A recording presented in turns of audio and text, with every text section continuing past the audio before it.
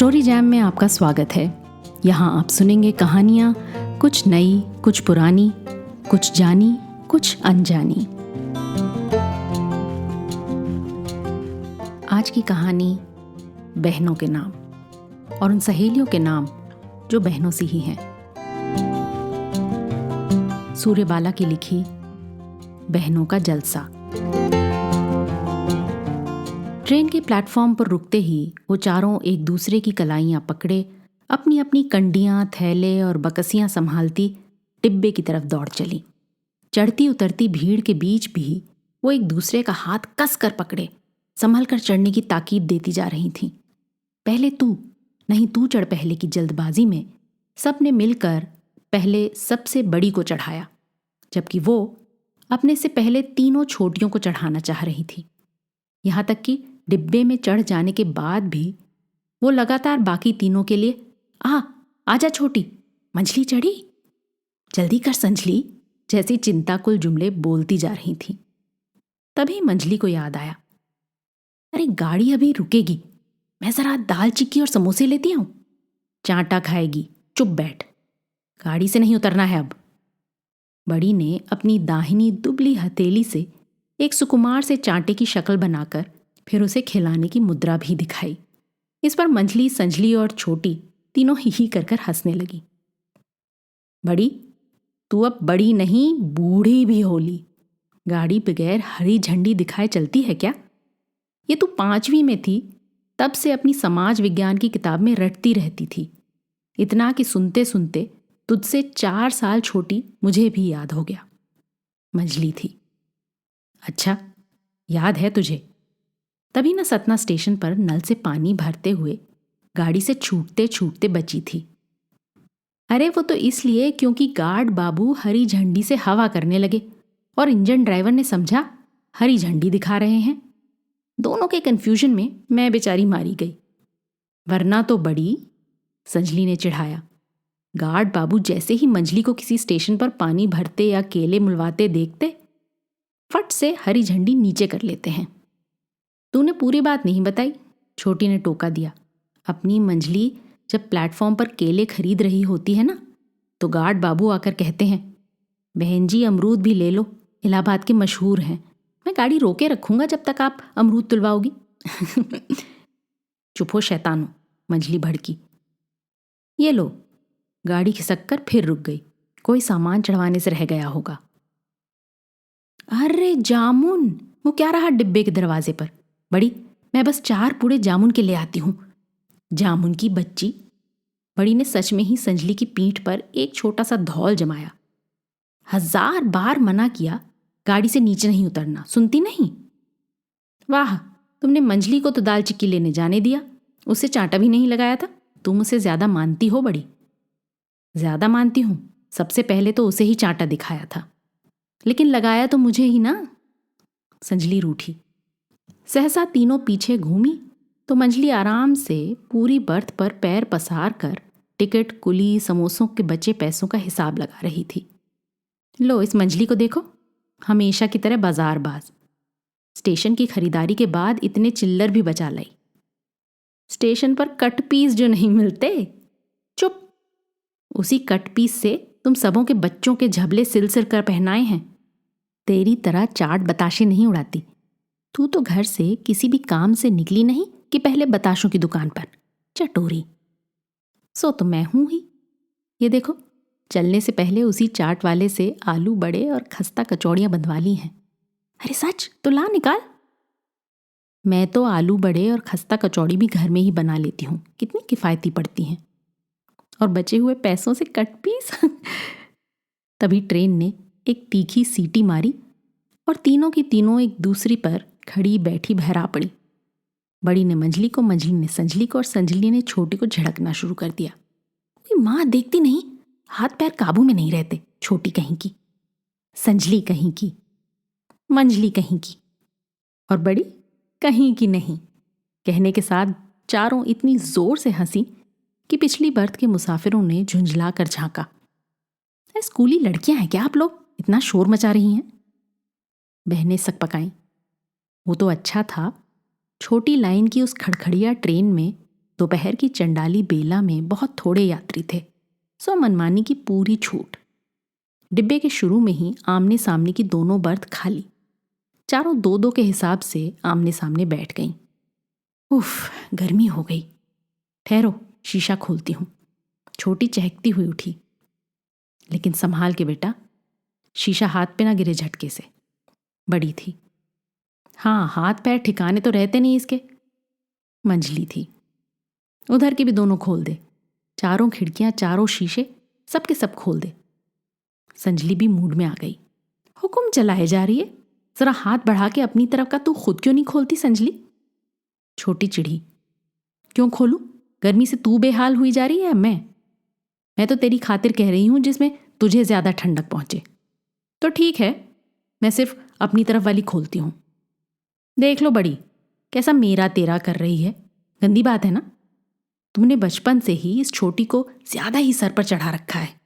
मंजली को छोटी और संजली को लड़ाने में हमेशा मजा आता है। अरे लेकिन ठीक तो कह रही है। अपनी तरफ वाला तू ही खोल लेना। तुझे भी ना आराम तलबी सूझी है। संजली बिफरी। अच्छा, तो अब तू भी छोटी की तरफदारी में आ गई। अपनी खिड़की तो रोब मारकर खुलवा ली, मेरी वाली के लिए तू ही खोल दे। क्यों खोलूं? इस छोटिया से तो कम से कम बड़ी ही हूं। बड़ी ने लाड से झिड़का।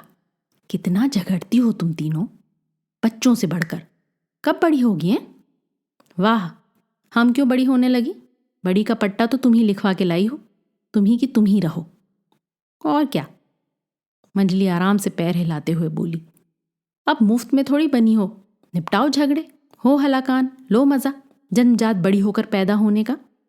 सच में बड़ी, मैं अपनी याद में शुरू से ही तुम्हें ऐसी ही लंबी चोटी, कानों में बूंदे, माथे पे बहुत छोटी बिंदी और हाथ में स्कूल की किताबों के साथ ही देखा है। जानती हो, जब माँ बाबूजी सत्यनारायण कथा सुनते थे तो पंडित जी के मुंह से शंख चक्र गदा पदवन माला सुशोभितम सुनती थी, तो जाने क्यों मुझे हमेशा तुम्हारा ध्यान आ जाया करता था। बहुत छोटी थी ना, कहते हुए छोटी बड़ी से दुबकली। मंझली चिढ़ी। सुनो इस अकल की दुश्मन की बात। ठीक है, बड़ी बहुत सीधी है, बहुत अच्छी है, माँ बाबूजी की बहुत लाडली थी, पर इतने में उसे एकदम चंडोले चढ़ाकर सत्यनारायण कथा के विष्णु भगवान बना देना। संजली को मौका मिला। छोटी, ये तूने बुरा किया। बड़ी को भगवानों की कोटी में डाला तो अपनी मंजली को भी कुछ बनाना था ना, जैसे किसी महामृत्युंजय रुद्र काशिके, वो क्या गाना है? हाँ, वो गाना है ना, जय जय शिव शंकर कांटा लगे ना कंकड़। संजली ने मटक कर गाया तो सारी बहनें हंसते हंसते लोटपोट होली। तंग आए मुसाफिर फिर झांके तो झट संभल कर बैठ गई। चुप! मंजली चिल्लाई। देख लो बड़ी, अपनी छोटियों की कारस्तानी। अब मैं कुछ बोली तो मुझे दोष मत देना। छोटी संजली, छी छी, ऐसे चिढ़ाते हैं। तुम लोगों से बड़ी है ना मंजली। हम ही को कहोगी, मंजली को नहीं देखती, हर बात में चिढ़कर हमें डपट देती है। जाओ, मैं तुम तीनों से बात नहीं करूंगी। ऐसे ही लड़ती होगी घर में तो तुम लोगों के बच्चे क्या सोचते होंगे हैं? बच्चे कुछ नहीं सोचते हमारे बारे में। उन्हें हम में बिल्कुल इंटरेस्ट नहीं है और उनके पिताओं को टाइम नहीं है। ज्यादा से ज्यादा इनफ मम्मी बोलकर हमें चुप कर देते हैं और हम खुश हो जाते हैं कि हमारे बच्चे हमसे बोले। इस छोटी से पूछो, इसके वाले तो और ज्यादा अंग्रेज हैं। मेरे वाले कानों में ईयरफोन और आंखों के सामने तमाम सारे फन, गेम्स, पजल्स। वो सिर्फ मोबाइल में बोलते हैं और उनके पिता फोन पर निर्देश देते हैं। वो घर से ऑफिस जाते हैं और ऑफिस से किसी ना किसी एयरपोर्ट, और उसी तरह लौटते भी हैं। तीनों बहनें आंखें फाड़ कर चमत्कृत भाव से सुन रही थीं। बाप रे, इतना बिजी! इसी से मनोज बाबू तुम लोगों के साथ कहीं आ जा नहीं पाते ना। गए थे एक बार सब साथ मेरी जिद पर। बच्चों को पिता ने समझाया था, हाँ, train journey is very enjoyable. Eat and sleep, sleep and eat. खाओ और सो, सो और खाओ, जो प्लेन में नहीं हो पाता। मम्मी ढेर सारी डिशेस बनाकर ले चलेंगी, गुडीज एंड फ्रूट्स, पूरी कचौड़ी। अच्छा, फिर? तीनों बहनों का कौतूहल चरम पर था। मैंने बास्केट भर भर कर तमाम सारी चीजें पैक की, तरह तरह के खाने नाश्ते का ओवर स्टॉक। सारे रास्ते पूछती रही, नीता, बबलू, केतन, संतरे छीलूं, सेब काटूं, मठरियाँ निकालूं, पूड़ी में आलू के रोल करके दूं। वो ईयरफोन, मोबाइल और लैपटॉप के बीच पूड़ी का रोल खत्म होते ही वापस हाथ फैला देते। मैं हाथों में बनाया हुआ रोल पकड़ा कर दूसरा बनाने लगती। तब तक दूसरी हथेली फैल चुकी होती। थमाते थमाते सारी पूड़ियाँ खत्म हो गईं। मेरे लिए कुछ बचा ही नहीं। अरे अरे, ऐसा कैसे? फिर? बड़ी विकल हो आई। फिर क्या? मैं रोने लग गई। तब तो बहुत पछताए होंगे ना वो सब। पछताते तो तब ना, जब उन्हें देखने जानने की फुर्सत होती। अरे तू रोई और वो जान नहीं पाए? जान जाते तो भी यही न कहते कि सॉरी, पर इट्स योर फॉल्ट। तुमने और ज्यादा पूड़ियाँ लानी थी। मान लो हम में से किसी ने 2-4 और पूड़ियाँ खानी चाहिए होती तो? एक मदर को अपने बच्चों और एक वाइफ को अपने हस्बैंड की खुराक का पता होना चाहिए ना, नो? और फिर पूड़ियाँ कम थी, मम्मी को खाने नहीं मिली तो मम्मी रो रही हैं। इससे बड़ी तमाशे वाली बात कुछ और हो सकती है क्या? खासकर पति और बच्चों के लिए। बड़ी को जाने क्या हुआ, एकदम खींचकर छोटी को चिपका लिया। अब से तू खूब ज्यादा पूड़ी लेकर चला कर बेटा। छी, सबको खिलाकर तू भूखी रह गई। नहीं बड़ी, भूखी नहीं रही। भूखे रहे मेरे दुश्मन। मैंने बचे हुए आलू की ब्रेड सैंडविच बना ली। माँ कहा करती थी ना, भूख का गुस्सा भूख पर कभी नहीं उतारना, अन्न देवता कुपित होते हैं। बात बनने की जगह रार और बढ़ती है। औरत को हर छोटी बड़ी मुसीबत से निपटना आना चाहिए। बस मैंने चटपटी चटनी और आलू लगाकर सैंडविच बना ली। अपने को समझदार मानकर खुश भी हो ली। शाबाश, मंझली संजली खुश होकर चीखी। लेकिन बड़ी उसे भींच कर दुलारती रही। लेकिन मैं जानती हूं ना तुझे पूड़ियाँ कितनी पसंद है। इतनी सी थी, तब से मैं तुझे मसल मसल कर शक्कर से खिलाती थी। लो, हो गया भरत मिलाप। मंझली चिढ़ी। मंझली तू चिढ़ क्यों आती है? तू भी तो हम दोनों से बड़ी है, कभी दुलारती क्यों नहीं है हमें? क्यों दुलारूं? तुमसे बड़ी हूं तो क्या? बड़ी से तो छोटी हूं, मुझे छोटा होना ही अच्छा लगता है। मुझे भी।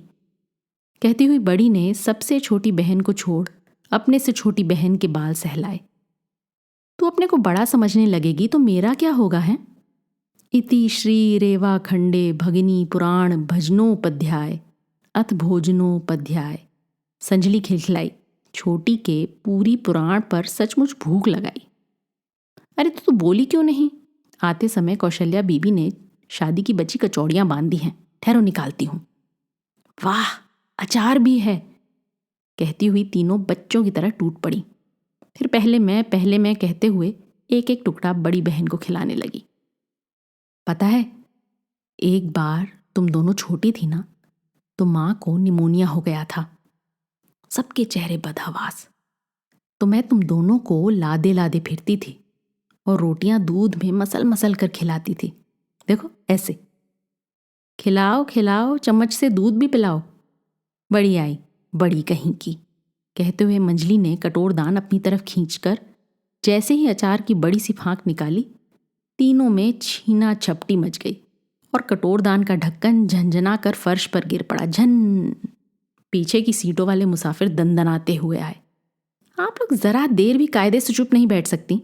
ट्रेन का डिब्बा है या आपका घर? जब से चढ़ी हैं हम लोगों का चैन से बैठना मुहाल। क्या बात है? क्या गिरा अभी? कुछ नहीं भाई साहब, वो ढक्कन गिर गया। हम लोग अभी उठाए लेते हैं और अब दोबारा नहीं गिराएंगे। हम चारों बहनें हैं भाई साहब, बहुत सालों बाद मिले हैं इस ट्रेन भर के लिए। ये तीनों ना मेरी छोटी बहनें हैं, बड़ी ने गर्व से कहा, जैसे बड़ा अनूठा रहस्य खोल रही हो। लेकिन पिछली बर्थ वाले का जाना था कि तीनों फिर खिलखिलाकर हंस पड़ी वाह बड़ी वाह, सिचुएशन संभालना कोई तुमसे सीखे। संजली बेफिक्री से हंसी। अरे, अचानक मंजली को याद आया, मैं तो भूल ही गई, मैं एक अनार भी लाई हूं। अनार? ट्रेन में अनार कौन खाएगा? इस बार बड़ी और संजली के साथ छोटी का मुंह भी हैरानी से खुला रह गया। क्यों, हम चारों नहीं खा सकते? मंजली पहली बार उदास हो आई। हाँ हाँ, हम सब मिलकर खाएंगे, फोड़ लो मंजली। बड़ी थी।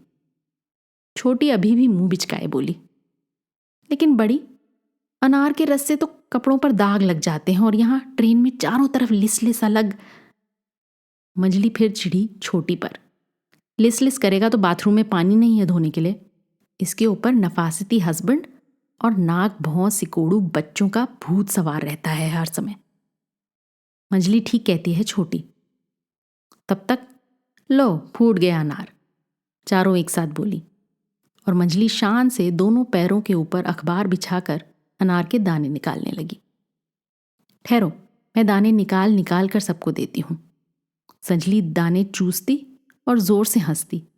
सच में सोचो तो, सारी दुनिया के इतिहास में और चाहे जो कुछ खाया गया हो ट्रेन में, पूरी, पराठे, केले, संतरे, लेकिन अनार, इसी से सिर्फ हम चारों खाएंगे पहली बार। मंजली अचानक बड़ी मुग्ध भाव से बोली, कितने सुंदर लग रहे हैं ना एक साथ जुड़े अनार के दाने, जैसे हम ना बड़ी। लेकिन मंजली उन्हें छितराए जा रही है। हम भी तो अलग अलग स्टेशनों पर छितरने वाले हैं ना। चुप, बेबात की बात मत कर, ले अनारदाने। संजली को अ से अनार मैंने ही पढ़ाया था, याद है तुझे? अ से अम्मा, अ से अनार, आलू आम न खाओ साथ। बड़ी बेकार तुकबंदी है भाई, छोटी बोली। हाँ, मुझे भी ये वाली लाइन बिल्कुल पसंद नहीं थी, लेकिन किताब में लिखी थी तो याद करनी थी। संजली ने कहा। तुझे कैसे अच्छी लगेगी? तू खुद इतनी अच्छी कविताएं लिखा करती थी। अभी भी लिखती है संजली? पहले तो जहां देखो गुपचुप लिखती रहती, दीवालों पर, पुरानी नोटबुक और डायरियों पर, हर कहीं कुचाती रहती। अभी भी लिखती है ना? नहीं, अब नहीं लिखती। अच्छा किया, नहीं तो अब तक ये पूरी ट्रेन तेरी कविताओं का संग्रह हो गई होती। बड़ी ने मंजली को आंखें तरेरी और वापस संजली से पूछा, क्यों बेटे, क्यों नहीं लिखती अब? एक बार कविता वाला कागज घर वालों के हाथ पड़ गया था। सबके सब खूब हंसे, बस फाड़कर फेंक दी मैंने। अरे, लेकिन हंसे क्यों? उनके हंसने से अपनी कविता फाड़कर फेंक दी तूने? क्या करती? एक बोला, मम्मी की इस कविता में राइम तुक तो कहीं है ही नहीं। तो उसके पिता हंसे, तुम्हारा मतलब बेतुकी कविता लिखी है तुम्हारी मम्मी ने? तीसरा बोला, मेरी समझ से तो कविताओं से ज्यादा बेतुकी चीज दुनिया में कोई दूसरी नहीं। वो कहते थे तो कहने देती, लेकिन तुझे अपनी कविता फाड़कर फेंकनी नहीं चाहिए थी। फिर क्या करती? संजली रुआसी हो आई। सहेज कर रखती और क्या। मुझे याद है, एक बार तेरी लिखी कविता का एक फटा सा कागज पड़ा था। माँ ने बड़े जतन से सहेज कर उसे पूजा वाली रामायण में रख लिया था। हाँ, और माँ ने जो आसमान में एक खिड़की हम सबको तकते रहने के लिए खोल रखी है, तो उन्हें तेरी कविताओं की चिन्नियां उड़ती देखकर कितना कष्ट पहुंचा होगा। हो सकता है उन्होंने संजली की कविता की उड़ती चिन्नियां संभाल कर रख ली हों। सच? ठीक है, अब मैं ढेर सारी कविताएं लिखूंगी और माँ के पास आसमानी डाक से छुड़वा दिया करूंगी। संजली जैसे स्वप्न में हंसी। माँ की यही वाली याद हम चारों को सबसे ज्यादा आती है ना। घर की दूसरी मंजिल की खिड़की से हमारे लौटने का रास्ता देखती हुई माँ। बाप रे, बाजार, हाट, मेले, ठेले से लेकर स्कूल के सालाने जलसे तक से जरा देर हुई नहीं कि माँ चिंता से बेहाल खिड़की पर हाजिर, कि कहीं उनकी बेटियों को जरा भी ठोकर ना लगी हो, खरोंच ना आई हो, सिर ना दुखा हो, छींक ना आई हो। मंजली थी। और अब कैसा लगता है? जब चाहे जितनी देर से घर लौटो, कोई घबराने परेशान होने वाला नहीं, सिवाय इसके कि आ गई, चाय नाश्ता तो गया मेरा, आधे पौने घंटे से पहले तुम खाना क्या दे पाओगी? तो ज़रा बर्फ़ तोड़कर बियर का ग्लास पकड़ा दो। और हाँ, गुप्ता जी को फ़ोन करके अभी ही बता दो कि मैं कल बाहर जा रहा हूँ। इसी से याद आया, सुबह जल्दी ही निकलना है तो मेरी अटैची भी इसी समय लगा देना। तुम्हें टालने और भूलने की पुरानी बीमारी है। संजली अपनी रौ में उन्मादनी सी उगलती जा रही थी।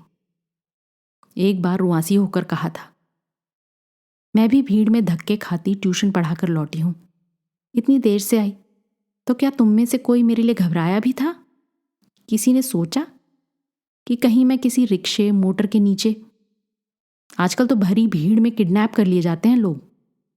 तो उन सब का सेंस ऑफ ह्यूमर उछलकर ऊपर आ गया। कम ऑन, अब इस खुशफहमी में तो रहो मत कि कोई तुम्हें इस उम्र में किडनैप और गाड़ी के नीचे आई तो नुकसान उसी का होगा।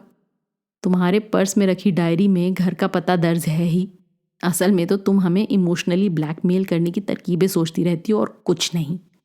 काश कोई भला मानुष मुझे सचमुच किडनैप करके ले जाए और तुम लोगों को आटे दाल का भाव, जिस शाह खर्ची से तुम घर चलाती हो, इस फेर में मत रहना कि फिरौती भर की रकम मेरे पास निकलेगी। हाँ, तुम दूध सब्जी मेहरी रिक्शे के किराए के बहाने जब तक जो पैसे मुझसे झटकती रहती हो उसका आता पता बता दो तो शायद वक्त ज़रूरत कोई पूछे कि तुमने तो पिछले 24 सालों से सिर्फ खर्च की कटौतियों के हवाई फरमान जारी किए हैं कि फलां के घर की तरह सिर्फ 250 ग्राम कद्दू क्यों नहीं लिया जा सकता, सिर्फ एक थैली दूध में काम नहीं चलाया जा सकता। अब कौन दूध पीता बच्चा है इस घर में? फलां के घर में मेहरी सिर्फ बर्तन धोती है, हमारे यहाँ झाड़ू पोंछे कपड़े तक की शाह खर्ची। जबकि उन्हें अच्छी तरह मालूम है कि फलां की बीवी 2,500 की ट्यूशन करने नहीं जाती। बड़े होते बच्चों के खर्च की बात करो तो तुम्ही ने आदतें बिगाड़ी हैं। क्या ज़रूरत है पॉकेट मनी देने की? कह दो उनसे, दोस्तों के बापों की तरह मेरी ऊपर की आमदनी की नौकरी नहीं है, बस। बुत सुनती बहनें संजली को फुसलाने का उपाय सोच रही थीं। मिल भी गया। गाड़ी रुकी। अरे अरे, मुगल सराय, यहाँ गाड़ी देर तक रुकती है, जंक्शन है ना। अरे देखो कैसी ताज़ी भुनी सौंधी सौंधी मूंगफलियाँ। आजा संजली, चुटर चुट छील छील कर नमक के साथ खाएंगे। बड़ी मंजली, शोर मत मचाना, हम हरीलाल झंडी पर नजर रखेंगे। डब्बे में सिर्फ बड़ी और मंजली रह गई तो मंजली चुपचाप उसकी गोद में दुबक ली।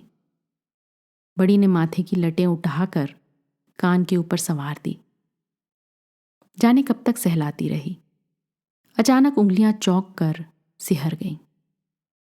कानों के ऊपर बालों के नीचे गहरी चोट का एहसास। बड़ी की हथेलियां कांपी। ये चोट कैसे? कब? मंजली, तूने बताया नहीं? कुछ नहीं, रसोई में नीचे झुककर आलू प्याज की कंडियां निकाल रही थी, अलमारी का कोना। हर समय अफरा तफरी लगाए रहती है। ये गहरा घाव है बेटा। मंजली कुछ बोली नहीं, सिर्फ बड़ी की हथेलियां हटा चोट वाली जगह को दोबारा बालों से ढांप दिया। बड़ी स्तब्ध बैठी रही, फिर आहिस्ता बोली, टांके लगवाने पड़े होंगे ना? मंजली ने निशब्द हाँ में सिर हिलाया और बिखरे बालों की लट से दोबारा घाव अच्छी तरह ढांपने लगी।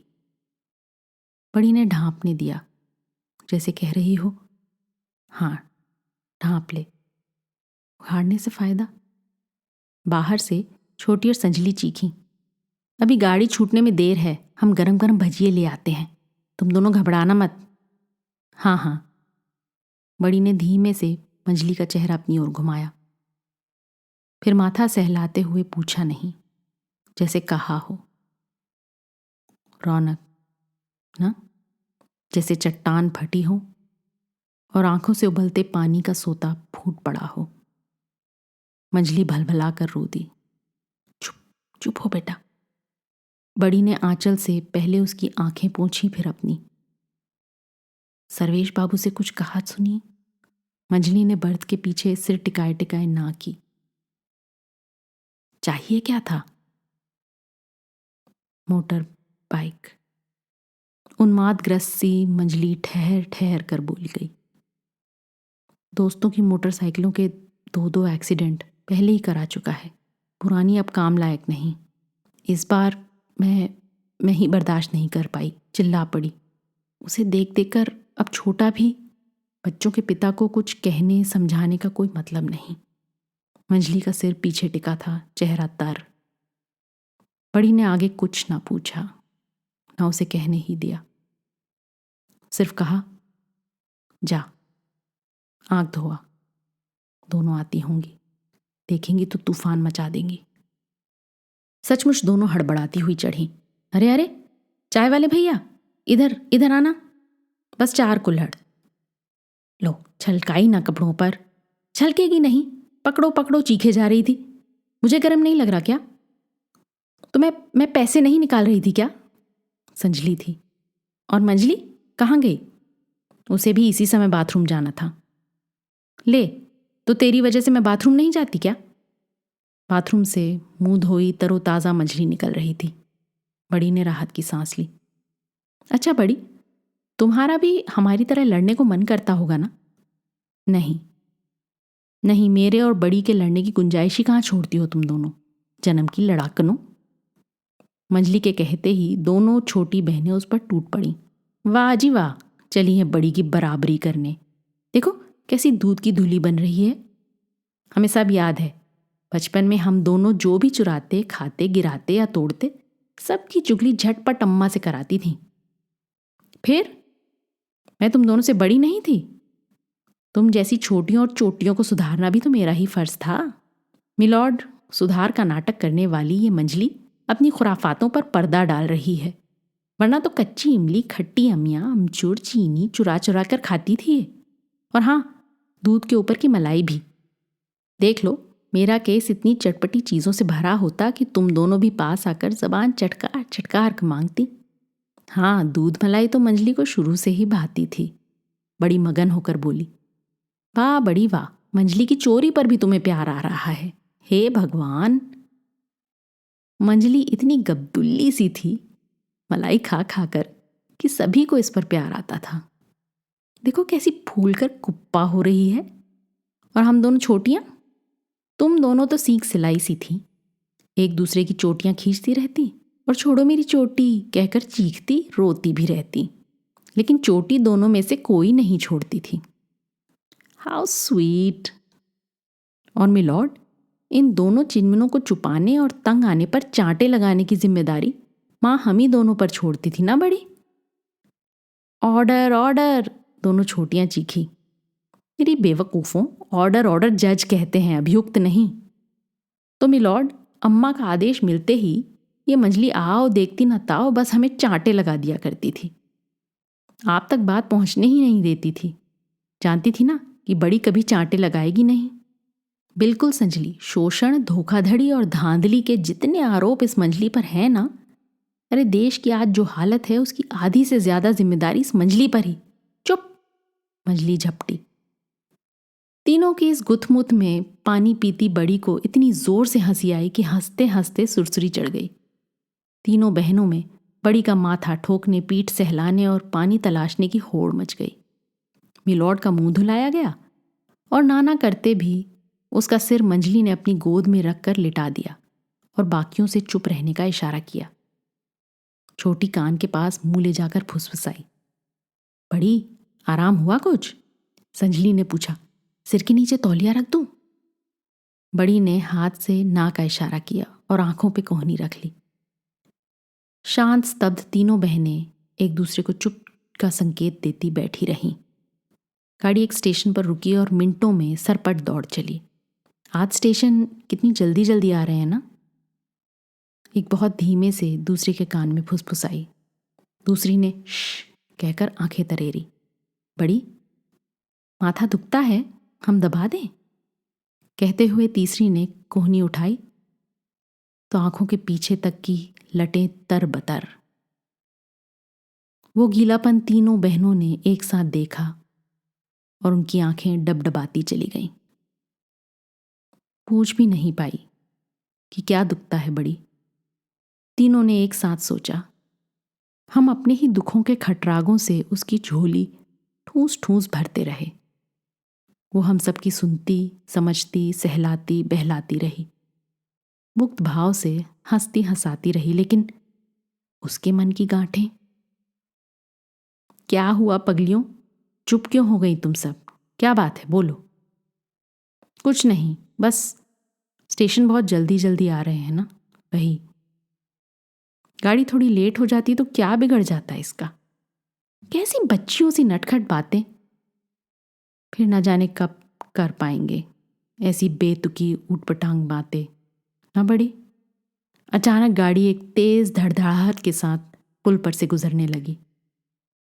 बड़ी ने जल्दी से अपना बटुआ खोला और तीनों छोटी बहनों को एक एक सिक्का थमा दिया, जैसे बरसों पहले माँ और पिता दिया करते थे। हाँ, वो पुल से गुजर रही थी, अतीत और वर्तमान के। चारों ने एक साथ खिड़की से सिक्का फेंका। छन की आवाज के साथ पुल के आयताकार गार्ड से टकराते सिक्के चार नन्हे वृत्त बनाते पानी में विलीन हो गए। लाओ, एक भाई के नाम का भी डाल दें। कहाँ होगा इस वक्त? शायद बहुत दूर अरब देशों में बन रहे बांध के नीचे बहती नदी को ही देख रहा हो, हमारी तरह। जाने क्यों अरब देश चला गया?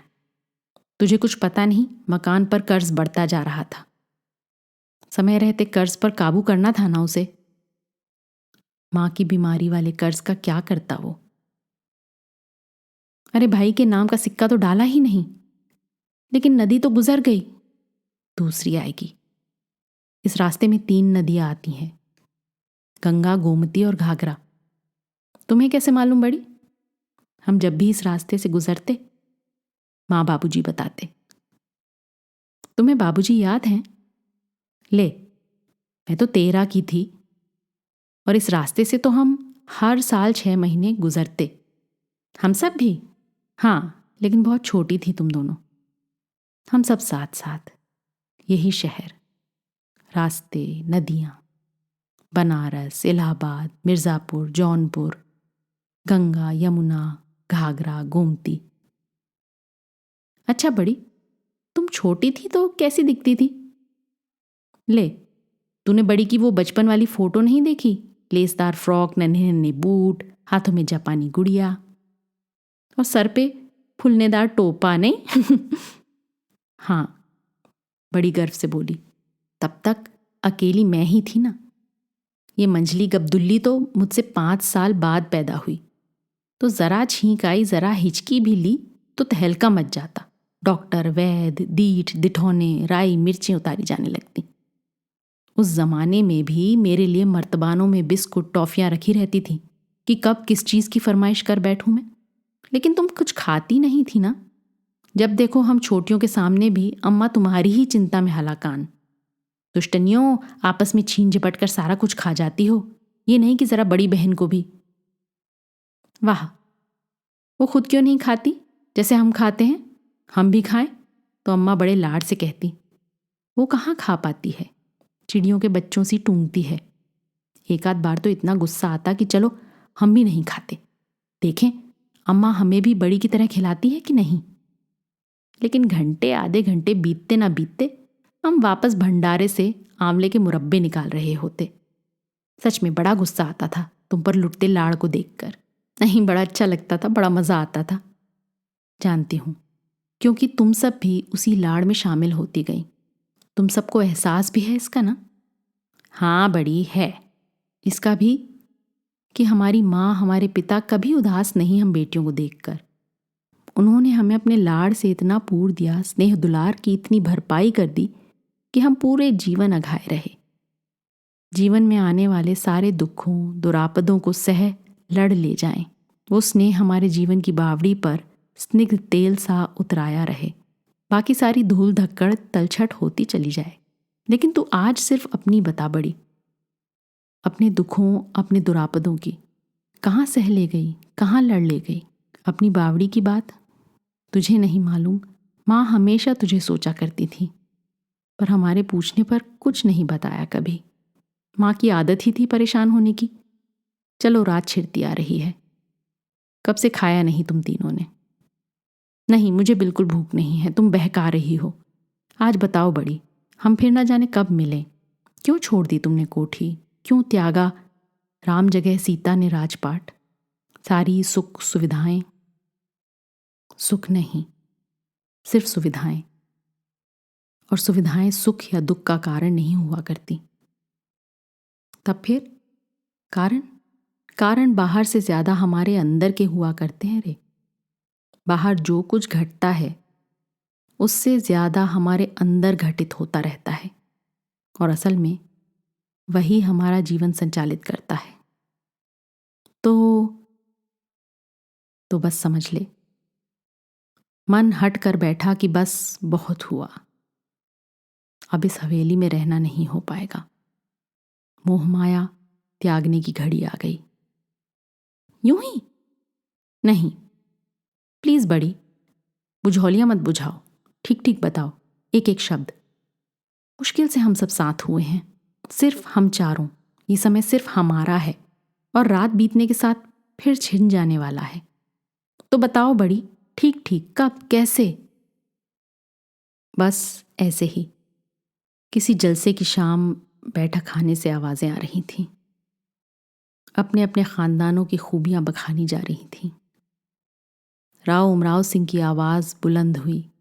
हमारे यहां तो हमेशा बेटे की पैदाइश पर बंदूकें दागी जाती हैं जनाब। बाकायदे ऐलान किया जाता है खानदान के नए वारिस की पैदाइश का। लेकिन इसके पहले कि लोगों की रश्क भरी वाहवाहियों का समा बंधे, रायजादा साहब की अंधे अंधकार से भरी आवाज गूंजी। लेकिन हमारे यहां तो बंदूक दोनों हाल में दगती है उमराव सिंह। बेटा हुआ तो भी, बेटा ना हुआ तो भी। एक जोरदार ठहाके से भरी दाद मिली थी इस घोषणा को। क्या? मैंने लाख पीछा छुड़ाना चाहा, लेकिन उसके बाद रात दिन सोते जागते वो शब्द मेरे अंदर धाएं धाएं दगते रहे। मैं उन आवाजों से डर कर गुमसुमी सुरंगों में सुन्न होती चली गई। मेरे लेसदार फ्रॉकों की झालरें नुचती चली गईं। मेरे हाथों में पकड़ी जापानी गुड़िया शत विक्षत थी, और टॉफियों वाले मेरे मर्तबान चकनाचूर। वह शहजादियों वाले झूले की ऊंची पैंग से नीचे औंधे मुंह गिरी थी। अचानक मुझे लगा मेरी कोख को सहम कर सूख जाना चाहिए, हमेशा के लिए बंजर। और तुमने हवेली छोड़ दी ना, वहां पाने लायक था भी क्या जो रखने सहेजने को मन होता? सहेजने लायक तो वो बचपन था जो हमने जिया। मन में सोचा, अहंकार के इस बर्बर साए में भावी संततियां भला कैसे फलेंगी फूलेंगी। बेटी हो चाहे बेटा, ऐसी नृशंसताओं के भरोसे नहीं छोड़ना चाहिए ना। कोई सृष्टि नहीं पनपने वाली यहां। हो बड़ी। धीरे धीरे उस सन्नाटी हवेली की पथरीली मनहूसियत समझ में आने लगी थी, जिसमें बरसों से किसी बेटी की किलकारी नहीं गूंजी थी। हवेली तरसती रह गई थी, सिर्फ कुछ मिथ्याभिमानी और अहंकारी कुटेवों की वजह से। फिर बहुत सोचा और शुभांगी को ले आई। मैं प्रतिश्रुत थी, हवेली के प्रति भी अन्याय नहीं कर सकती थी ना। लेकिन उनके माँ बाप ने पूछा मुझसे। मैंने कहा, बंध्या हूं मैं। बस इतना छुपाया कि ये बंध्यत्व मेरा स्वयं का चुनाव है।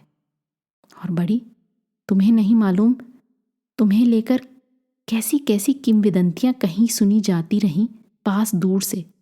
कैसी बेतुकी अफवाहें, रहस्य भरी चर्चाएं लोकापवादों से जोड़कर। वो सब मैं नहीं जानती, लेकिन मेरे जीवन का चरम आह्लाद जब शुभांगी ने हवेली में अपनी अगवानी के तुरंत बाद मेरे कमरे में आ मेरे पांव छुए और अपनी सौगंध देकर पूछा, आपके बंध्यत्व का रहस्य क्या है, मुझे बताएंगी दीदी? तो तुमने बताया बड़ी। उसकी दृष्टि इतनी निष्पाप और खरी थी कि झूठ बोलना उसके साथ छल होता। जानने पर बोली, तो अपने संकल्प में मेरी अंजलि भी शामिल कर लीजिए। मैं सिहर गई। नहीं, ये हवेली के साथ विश्वासघात होगा। मैं तुम्हें इसलिए नहीं लाई हूं। वो अड़ गई। बिल्कुल नहीं, ये एक नई शुरुआत होगी। विश्वासघात तो कितनी कोखों के साथ इस हवेली की पीढ़ियां करती आई हैं दीदी। आप परेशान मत होइए, हम कोई साजिश षड्यंत्र नहीं रच रहे, हम सिर्फ एक सही शुरुआत की कोशिश कर रहे हैं। आपको भी बीच में नहीं लाऊंगी, आपने तो बोतल से जिन्न बाहर निकाल दिया, अब उसे उसका काम करने दीजिए। लेकिन निर्णय की घड़ियों में आपके पास ही आकर पूछूंगी, हुक्म मेरे आका। सांस रोक कर सुनती तीनों बहनों का सब्र जवाब दे गया। लेकिन लेकिन लोग कहते हैं उन पर बहुत जुल्म हुए, उन पर भी बंदूक चली। नहीं, वो तो हवेली का भाग्य पलटने आई थी, अपना काम पूरा करके गई। जो मुझसे कहा करके दिखाया। दांतों तले उंगली दबाकर लोगों ने देखा उसका न्याय, जैसे नियति को अपने वश में कर अपना चाहा करवाती गई। प्रारब्ध का हर खेल उसके इशारों पर। कैसे बढ़ी? एक करिश्मे की तरह, जो किसी ने सोचा तक नहीं था। पहलौठी के बच्चे जुड़वा, एक बेटी एक बेटा, और उसमें भी बेटी तो आसानी से जन्म गई, लेकिन बेटे की नाल फंसी रह गई। सारी तहसील के डॉक्टरों का जमघट लगा था हवेली में। सलाह मशवरों के बाद एक मत होकर औजार से खींचकर निकाला गया शिशु को। बचा भी ले गए। निढाल, लस्त, निस्तेज होती हुई भी मुझे देखकर हंसी थी। देखा बड़ी दी, टेव रखी ना मैंने। राय साहब ने अनमने मन से ही सही बेटी स्वीकारने का वचन दिया, तो मैंने भी अपने दोनों की तरफ से उन्हें इनाम बख्श दिया। मुझे शाबाशी नहीं देंगी? मैं उसकी निस्पंद होती हथेलियां सहलाती रही थी। जितनी शाबाशी, जितना प्यार और जितना आभार उसका मुझ पर था, उतना ले पाने का वक्त नहीं था उसके पास। क्यों बड़ी? आशंकित बहनें रो पड़ी, क्योंकि सारे उपायों के बावजूद डॉक्टर थक्कों झोंकों में होता रक्तस्राव नहीं रोक पाए थे। असहाय से सब उसे धीरे धीरे अस्त होते देख रहे। विजय गर्व से दीप्त आंखें बुझती चली गईं। चेहरे पर धूप सी खिली रहने वाली मुस्कान निस्पंद होती गई। तो इसका मतलब बंदूक दागने वाली बात सही है। राय साहब ने खुद उसके सम्मान में दागी और बंदूक उसकी चिता के हवाले कर दी। सुनने में ये सारी बातें सच नहीं, कहानी लगती हैं बड़ी। मैं खुद भी उससे यही कहती थी, तो कहती वैसे भी कुछ ज़्यादा फर्क नहीं बड़ी दी कहानी और सच में। जहाँ तक सोचो वो सब कहानी, और हिम्मत कर डालो तो सच। मुझे भी लगता है शुभांगी सच से ज़्यादा एक कहानी थी, लेकिन मेरे जीवन के सबसे सुंदर सच शुभांगी से जुड़ी स्मृतियां हैं। मंगल तोरण सी सजी, जैसे स्त्री जीवन की सारी ऊर्जा, सारा वरेण्य संचित हो वहाँ। बहुत चिढ़ाती खिजाती थी मुझे। कभी कहती, आज रात राय साहब से बात करने वाली हूँ दीदी, तैयार रहिएगा, क्या मालूम आज की रात ही गोली चल जाए। फिर मेरा सफ़ेद फक होता चेहरा देख हंस पड़ती। आप भी बड़ी दी, शुभांगी को समझती क्या हैं? आपका चाहा पूरा किए बिना हिलने वाली नहीं इस हवेली से। लेकिन ये तो बताइए, बाद में, बहुत बाद में, कितनी कितनी बेटियों की सप्तपदियां पढ़वाना चाहेंगी आप इस हवेली के आंगन से? आप जितनी कहेंगी उतनी बेटियां जनूंगी। और हंसती जाती। मैं भावुक हो जाती। न जाने कितनी पीढ़ियों की अजन्मी बेटियों का ऋण हम पर है शुभांगी, जो हमारे बचपन वाले लाड़ दुलार की अपार संपदा से वंचित कर दी गई। ये प्रायश्चित लंबा चलने वाला है। बाप रे, तब तो आप ही चलाइएगा, समझी? मैंने आपका कहा किया, तो आप भी तो मेरा कहा, और करना भी क्या है, एकदम आपकी मनचाही बात। आप ढेर ढेर सारी बच्चियों में अपना बचपन ही तो साकार होते देखना चाहती है ना? हाँ शुभांगी, एक ऐसा बचपन जो पूरा जीवन संवार ले जाने की ताकत और आत्मविश्वास दे पाए। हमारे पास जो पूंजी होगी वही तो हम सारी उम्र दूसरों पर खर्चेंगे, सौंपेंगे। हमारा बचपन तो एक अदृश्य ताल की तरह है ना, जब चाहे डुबकी मार कर तरोताज़ा हो ले, नई ताकत, नई ऊर्जा, और मछलियों की तरह जी भर तन मन भिगो लें। और जब लोग पूछें, मछली मछली कितना पानी, छोटी मुग्ध खिलखिलाई, तो हम कह सकें कि इतना पानी कि समूची धरती कमल ताल सी खिल जाए। रेलगाड़ी की ये आधी रात हम सब ने आंखों में काट दी। सुबह जल्दी उठना है ना, चलो सो जाओ सब। बाहर भीतर का सन्नाटा गहराया था। ट्रेन अपनी रफ्तार पर अंधेरे में एक सहमी फुसफुसाहट तैरी थी। बड़ी सो गई? नहीं संजली, तुझे ही सोच रही थी। एक बात कहनी थी तुझसे। कह डाल। तुम्हारे और शुभांगी दी जितनी तो नहीं, लेकिन एक छोटा ही सही पर एक बहुत दुस्साहसी कदम मैं भी उठा ले गई बड़ी। तुमसे उस पर सही करवाना चाहती हूँ। मंजली और छोटी के सामने हिम्मत नहीं पड़ी। बड़ी वृंदा ना, वृंदा अब नहीं मेरे पास। मैंने उसे एक रात चुपचाप पिछले दरवाजे से चली जाने दिया। जानती हूँ क्या कि गलत नहीं किया तूने। बस यही सुनना था तुझसे। तेरी जगह हम तीनों में से कोई होती तो अपनी बेटी के साथ यही करती, समझी। लेकिन आशुतोष ने उसका गुस्सा मुझ पर उतारा तो जान गए वो तो जानते ही। मुझसे उगलवाने की तरकीबें उन्हें मालूम हैं। हम सबको सच छुपाने की युक्तियां भी नहीं आती ना। वृंदा बहुत रोती थी। वो इस तरह अपने घर से रात के अंधेरे में छुपकर नहीं जाना चाहती थी। वधु वेश में धान पान के साथ विदा होना चाहा था उसने। विट्ठल ने भी। उसे ये भी पता था कि उसके जाने के बाद आशुतोष मुझे मत बतला संजली। मेरा मन हल्का हो जाएगा बड़ी, लेकिन मेरा मन भारी हो जाएगा बेटा। तू बस इतना सोच, तूने वृंदा और विट्ठल को उनके जीवन की सबसे बड़ी खुशी सौंप दी, जो मुझे नहीं मिली ना बड़ी। तभी तो तूने बेटी के सुख की कीमत अदा करने का जोखिम उठाया। लेकिन मन घबराता है बड़ी। पता नहीं कैसे हैं दोनों। आशुतोष का ठिकाना नहीं। दोनों ठीक से हैं, सुरक्षित। सच? तुमने कैसे जाना बड़ी? वृंदा ने मुझे पत्र लिखा था। फोन पर बात भी की। उसे और विट्ठल को तेरी बहुत चिंता है। लेकिन आशुतोष समझ जाएंगे।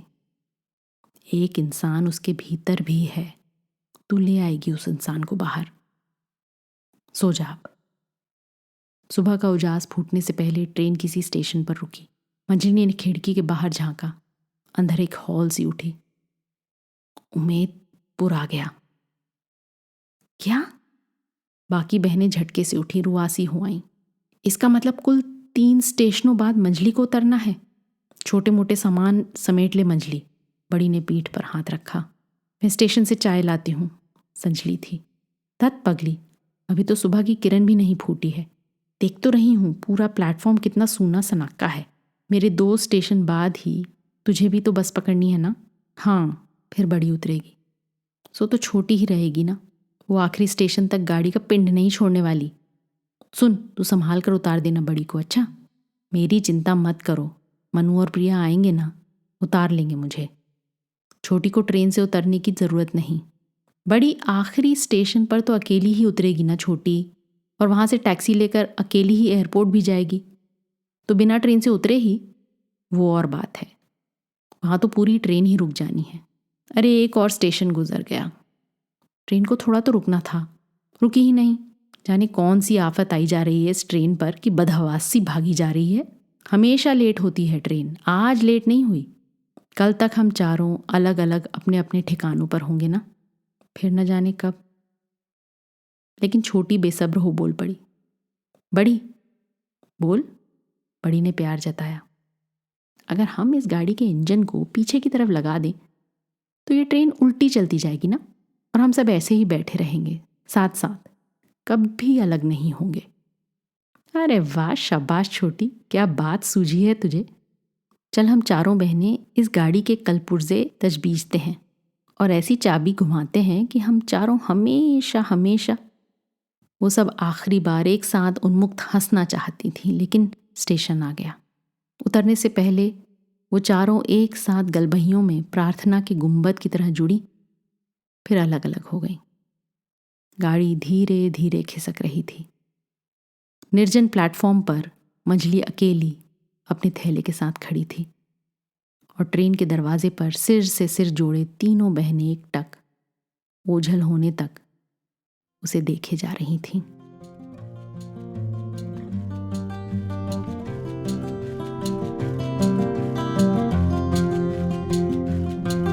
आज की कहानी आपको कैसी लगी अपने कमेंट्स ज़रूर लिखिएगा।